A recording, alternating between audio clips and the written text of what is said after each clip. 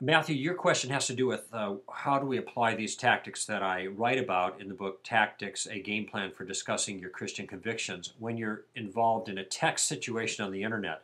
I actually have no reason to think that these tactics can't be as effective on the internet as they are in dialogue. Now, I have had one reviewer that said that he didn't think these would be that effective, but he didn't say why. It seems to me, when you think of the way the plan is laid out in the book, you have a game plan, which consists of the Columbo tactic, particularly your first two questions. What do you mean by that, and how did you come to that conclusion? This lays the foundation. The third use of Columbo is to lead in some direction, and part of the way you lead is to use questions to lead people to see a flaw or a difficulty in their point of view.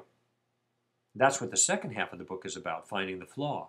So suicide and taking the roof off and just the facts, ma'am, and Rhodes Scholar, these are all, steamroller even.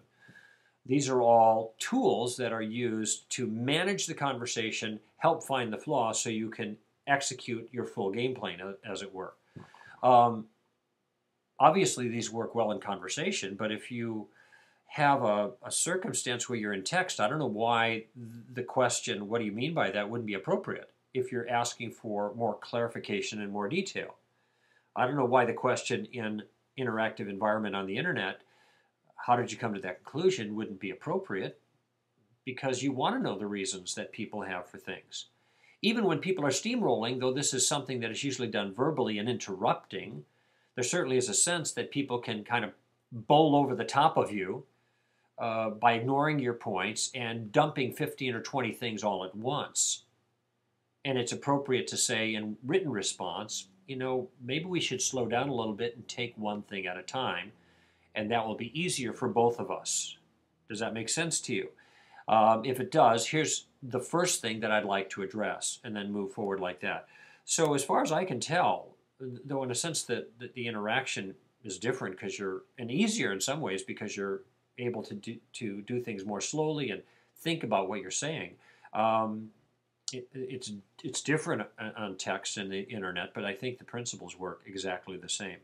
The thing to be most careful about on the internet, and this is on your side of things, is that because there's a certain kind of anonymity and separation from the person we're talking with, it brings the worst out in us. In other words, we are more comfortable with saying nastier things when we're not looking someone in the face. And we have to guard against that. Indeed, these bulletin boards, places where people discuss stuff on the internet, are some of the worst places to be, because the animosity and hostility and abuse is so elevated on both sides of the discussion. It's almost disgusting to me, and I'm deeply ashamed of Christians who participate in that way. So be really careful of that. If people fire out invectives at you, just sidestep them, or say something like, ridicule's not an argument. As far as I could tell, in all the things that you said against me or against Christians, whatever, the thing that is only really pertinent to our discussion is this particular thing, so let me address that for you, and then do that. Beware of that liability, but the tactics can work.